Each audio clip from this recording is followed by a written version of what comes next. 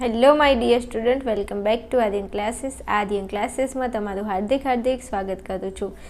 ચાલો મારા વાલા વિદ્યાર્થીઓ, તમારું કાલે ભૂગોળનું પેપર છે, તો આજે આપણે સરસ મજાના પેપર સોલ્યુશન કરવાના છીએ. અને પેપર સોલ્યુશન કેમ કરવાનું છે એ તમને ખબર છે, મારે કહેવાની કોઈ જરૂર નથી. ચાલો બધા જ વિદ્યાર્થીઓને મારા તરફથી જય શ્રી રામ. શરૂઆત કરી છે આપણે માર્ચ 2019ના પેપર સોલ્યુશનની. વિદ્યાર્થીઓ, તમે મારી પર વિશ્વાસ કરો છો એટલા માટે મારે તમને કહેવું પડે છે કે ઘણીવાર નહીં, મોસ્ટ ઓફ આ બોર્ડનો નિયમ છે કે જે પણ પેપર હોય તમારું બોર્ડનું, એમાં ઘણા ખરા પ્રશ્નો 30%, 20-30%, અમુક વખત 50% પેપર પણ હોય છે જે પૂછાઈ ગયેલા પ્રશ્નો હોય છે. એટલે થોડું ધ્યાનમાં લેશો પ્લીઝ. ચલો શરૂઆત કરવી છે. પેપરની પેટર્ન જૂની છે, 10 MCQ પહેલાં પૂછાય છે, પણ આપણે એના પ્રશ્નો ઉપર ફોકસ કરવાનું છે, રાઈટ? તો કે ઓકે. ચલો પ્રશ્ન નંબર 1 છે, સામાન્ય ભૂગોળ પુસ્તક કોને લખ્યું છે? તો સામાન્ય ભૂગોળ પુસ્તક કોને લખ્યું છે?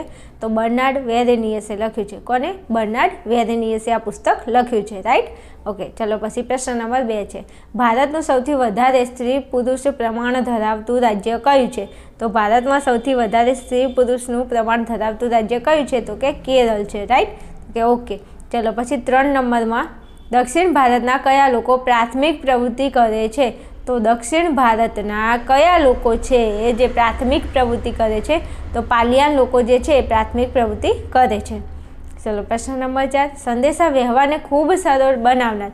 તો આ તો આપણને ખબર છે, ચવાઈ ગયેલો પ્રશ્ન છે. 1000%ના 1000% મોસ્ટ આઈમ્પી ચવાઈ ગયેલો છે એટલા માટે. તો જવાબ આવશે ઇન્ટરનેટ. સંદેશા વ્યવહારને ખૂબ સરળ કોણ બનાવે છે?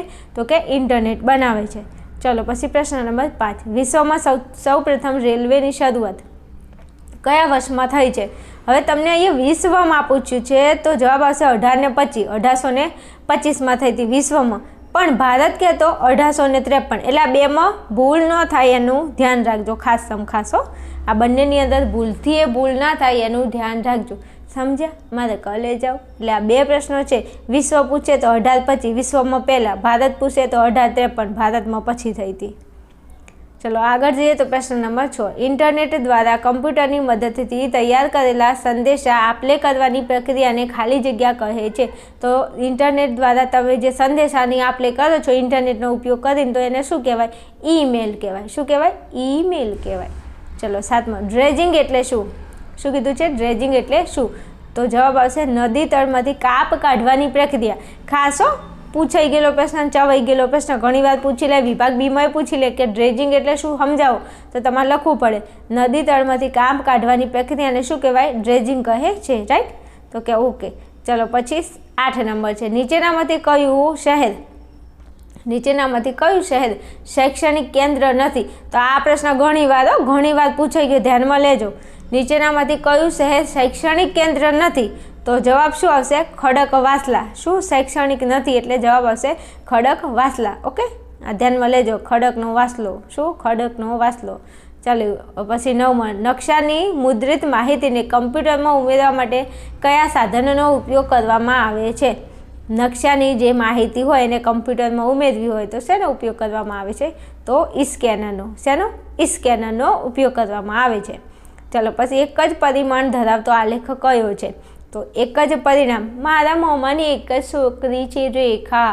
આ પ્રશ્ન 3 વખત પેપરની અંદર આવી ગયો છે, એટલે તમે સમજી શકો છો કે કેટલા ટકા મોસ્ટ આઈમ્પી. 1000% મોસ્ટ આઈમ્પી. એટલે એક પરિમાણ ધરાવતો કીધો છે એટલે રેખા. મારા મામાની એક જ છોકરી છે રેખા, તો એક જ આવે એટલે રેખા યાદ રાખજો. ચાલો પછી આગળ વધુ છે વિભાગ બી ઉપર.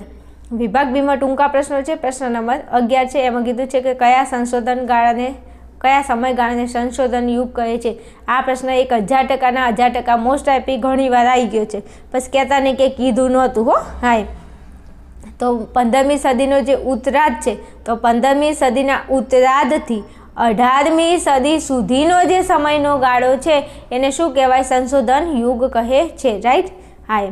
બીજું વિદ્યાર્થીઓ, બહુ મહેનત કરું છું, કેટલા પેપર સોલ્યુશન અને કેટલા વિડીયો તમને ભૂગોળની અંદર તમને તૈયારી કરાવડાવી છે.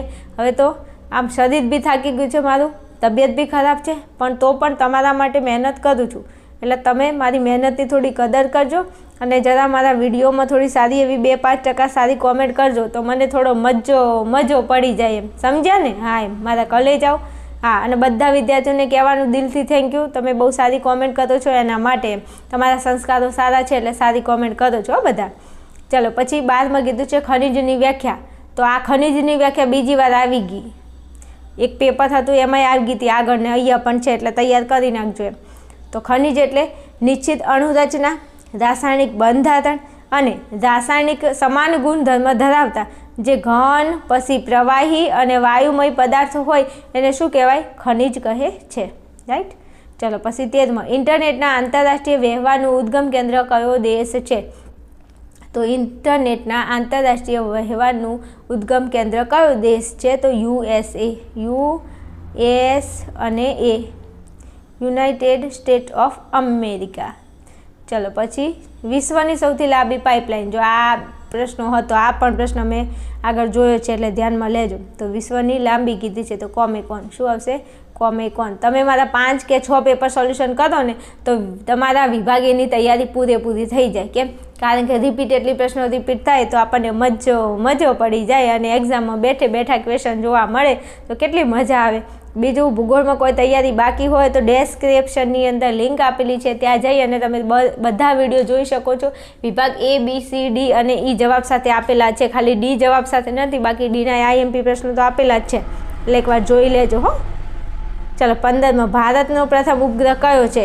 તો આર્યન ક્લાસીસ યાદ હોય તો મજો આર્યભટ્ટ. આર્યન ક્લાસીસ તો તમારા દિલમાં છે ને રોજ. હા, આર્યભટ્ટ.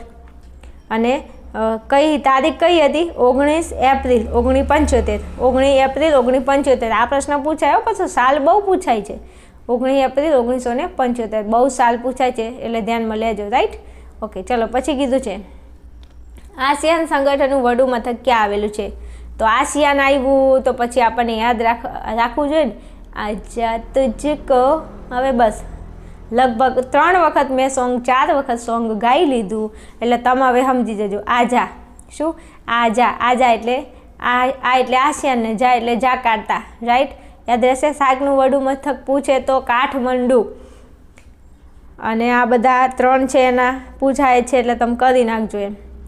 ચાલો પછી ત્રિકોણીય પ્રણાલી મુખ્યત્વે ક્યાં નિર્માણ પામે છે? તો આ ત્રિકોણીય જે પ્રણાલી છે એ કઈ જગ્યાએ? તો નદીઓના સંગમ સ્થાને. નદીઓનો જ્યાં સંગમ થતો હોય એ જગ્યાએ કઈ પ્રણાલી હોય? તો ત્રિકોણીય પ્રણાલી હોય છે. ચાલો પછી 18માં ત્રિપરિમાણીય આલેખ એટલે શું? થોડી વ્યાખ્યા છે, તમે જોઈ લેજો. ચલો 19માં કીધું છે કયા પ્રકારના આલેખમાં રંગોનો સૌથી વધુ ઉપયોગ થાય છે? તો રંગોનો કીધો છે એટલે સંયુક્ત સ્તંભ આલેખ. સંયુક્ત સ્તંભ આલેખ. રાઈટ. સંયુક્ત સ્તંભ આલેખ. આ આલેખ છે એમાં રંગોનો સૌથી વધુ ઉપયોગ અસરકારક બને છે. ચલો પછી કીધું છે GPRSનું પૂરું નામ. જે કીધું હતું કે GIS ને GPS ને GPRS ને આ જે ચેપ્ટર છે ને, છેલ્લું ચેપ્ટર, એના જે આ શોર્ટ ફોર્મ છે ને તમે તૈયાર કરી લેજો. રાઈટ. તો GPRSનું પૂરું નામ શું થાય? તો જનરલ પેકેટ. એટલે પેકેટ એટલે પેલું ખાવાનું પડીકું નહીં એમ. General packet radio services. Right. આ થશે GPRSનું પૂરું નામ.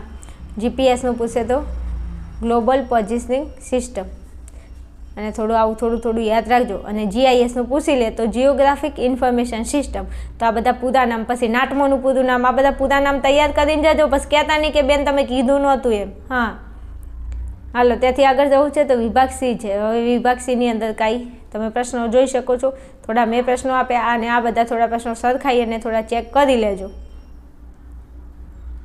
ચલો પછી અહીંયા તમને કીધું છે કે બહુલક શોધો. તો તમને બહુલકના દાખલા નથી આવડતા, મધ્યસ્થના બહુલક ના આવડતું હોય તમે શું કરશો? તો તમે ફટાફટ ડેસ્ક્રિપ્શનની અંદર લિંક આપેલી છે, ત્યાં જઈને મધ્યસ્થના બહુલક જોઈ લેજો. એટલે તમારું કામ તમારું નહીં, દાખલાઓનું કામ. સરસ મજાના દાખલા સમજાવે છે. અને મેથડ આવડે તો દાખલો તો ગમે તે આપી દે, રકમ ગમે તે આપી દે. એનાથી આપણને શું ફરક પડે? તમે ખાલી સૂત્ર યાદ રાખો, મેથડ યાદ રાખો એટલે વાત થાય પૂરી. ચલો હવે અહીંયા તમને બહુલક કીધો છે. તો બહુલક એટલે જે વધારે વખત સંખ્યા પુનરાવર્તિત થતું હોય, જે અવલોકન જે વધારે વખત આવતું હોય તો એને બહુલક કહેવાય. તો અહીંયા જુઓ 15 એક વખત આવ્યા, પછી આ 15 બીજી વખત ને આ 15 ત્રીજી વખત, તો 3 વખત 15 આવ્યા, તો ઝેડ બરાબર શું થશે? 15. આ બહુ લખ મળી ગયો બસ. પણ તમારે વ્યવસ્થિત લખજો. દાખલા કેવી રીતે ગણવા ગાઈડમાં જોઈ લેજો તમે. ચાલો પછી શું કીધું છે તમને અહીંયા? તો મધ્યક શોધવાનો છે. શું કરવાનું છે? મધ્યક તમારે શોધવાનો છે. તો મધ્યક શોધવા શું કરવાનું? સૂત્ર મૂકવાનું. કયું? તો કે x બાર બરાબર સિગ્મા xi ભાગ્યા n. હવે સિગ્મા xi અને ભાગ્યા n, તો સિગ્મા xi માટે શું કરવાનું? તો આ જે સંખ્યાઓ આપેલી છે 80, 75, એને સરવાળો કરવાનો એનો. તો લખો 80 + 75 + 45 + 35 + 20 અને n એટલે કુલ અવલોકનો. કુલ અવલોકનો કેટલા છે? તો 1 2 3 4 ને 5. 5 અવલોકન છે તો લખી દો 5 અવલોકનો. થઈ ગયું? આટલું કામ થઈ ગયું. સિગ્મા xi મતલબ આ બધાનો સરવાળો કરો. પછી એના ભાગ્યા n. n એટલે આ કેટલા છે? 1 2 3 4 5 છે તો લખી દો 5. આટલું થઈ ગયું? તો કે હા થઈ ગયું. હવે આ બધાનો સરવાળો કરો. તો આ બધાનો તમે સરવાળો કરશો તો કેટલો થશે? 255. 255. અહીંયા નીચે છે ભાગ્યા 5, તો લખી દો ભાગ્યા 5. હવે 255 ભાગ્યા 5 કરજો. કેટલો જવાબ આવે છે? તો x બાર બરાબર 51 જવાબ આવશે. લો, આ દાખલો ગણીને બતાવી દીધો. આમાં શું મોટી વાત છે? મધ્યક પૂછાય તો ખાલી મધ્યસમાં તમને એવું લાગે, પણ એમાંય ન લાગે. ખાલી વિડીયો જઈને જોઈ લો તમે. મસ્ત ભણાવ્યું છે. દાખલો આવડી ગયો ને? ટકાટક ને? હા, મારે લઈ જા જરા કોમેન્ટમાં કહેજે ને બેન, જબરજસ્ત ભણાવ્યું દાખલો હો. ચાલો પછી આગળ છે વિભાગ ડી. વિભાગ ડીમાં તમે અહીં જોઈ શકો છો સરસ મજાના પ્રશ્નો આપેલા છે. મધ્યસ્થ પૂછેલો છે. પછી આ વિભાજિત વર્તુળે પૂછાય છે. તમને જે આવડે તે તમે મજો લખી શકો છો. પછી વિભાગીના પ્રશ્નો પણ તમને અહીંયા આપેલા છે. ઓકે, આ તમને નકશો આપેલો છે. ચલો આટલે રાખું છું વિડીયોને. મળીશું નેક્સ્ટ વિડીયોમાં. ત્યાં સુધી જોતા રહેશો આર્યન ક્લાસીસ. અને બધા જ મારા વાલા વિદ્યાર્થીઓને બેસ્ટ ઓફ લક.